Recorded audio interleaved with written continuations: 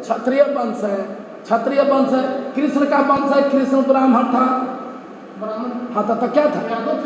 यादव थे। कौन सर्टिफिकेट में लिखा है?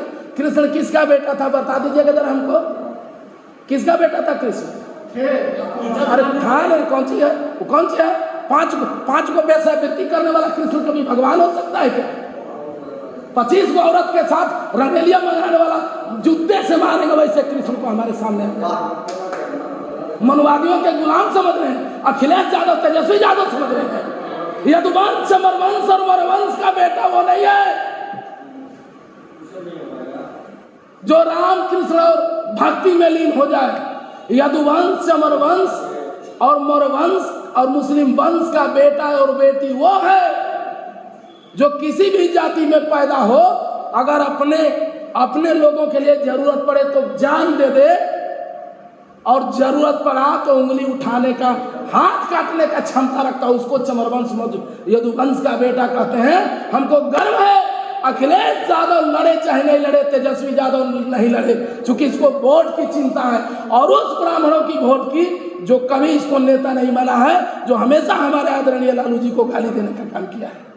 सबसे ज्यादा तो मोरवंशी अभी भाजपा का झंडा उठा रहा है, जो सनातन का ठेकेदार बना हुआ है। भाजपा का मोरवंशी, उत्तर प्रदेश, बिहार सब में काफी लोग संभाल। अरे भाई तो ब्राह्मण के नजायज औलाद है ना, शकुनी चौधरी,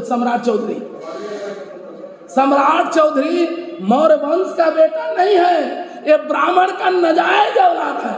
उपेंद्र कुशवाहा मानसिक गुलाम है और ब्राह्मण का नजायज औलाद है, वरना स्नेहा जैसी बेटी के बलात्कार पर लोग चुप नहीं बैठता। इन लोगों को सिर्फ कुर्सी चाहिए, रुद्र प्रताप को सिस्टम चाहिए। इन लोगों में और हम में यही अंतर है कि अगर मुख्यमंत्री ने प्रधानमंत्री की भी कुर्सी दे दिए जाए तो ठोकर मार कर निकल जाएंगे, लेकिन इन लोगों को अगर कुर्सी पर बैठ करके भी अगर उस कुर्सी के नीचे इन लोगों के बेटी का भी बलात्कार होते रहेगा तो ये लोग उपेंद्र कुशवाहा, सम्राट चौधरी, केशव प्रसाद ऐसा होगा है कि उठ नहीं सकता है, कहीं कुर्सी ना चले जाए, भले उसकी बेटी का बलात्कार हो जाए, बेटी दोबारा जन्मा सकता है। उपेंद्र कुशवाहा को गाली दे रहे हैं, तेजस्वी को गाली दे रहे हैं, अखिलेश को दे रहे हैं, आप किसके एजेंट हैं? एजेंट हम किसी के नहीं हैं, एजेंट नहीं। अगर सही कहना बगावत है तो हम बागी हैं। हम चाहते हैं कि आप जो है ब्राह्मणों को इस देश से भगा दिया जाए, मार करके। ब्राह्मणों का देश नहीं है, उसके बाप का देश है, उसके बाप का देश है। 90% यहाँ के मूल निवासियों नाउ तेली धोबी लोहरा बड़ई पसवान अहिर कोयरी कोमकर डोम दुसाद नोनिया बीन मला जाट भटवार का ये देश है। ये तो सब विदेशी फर्जी आया है, तब ने यहाँ का दर्द नहीं है जी।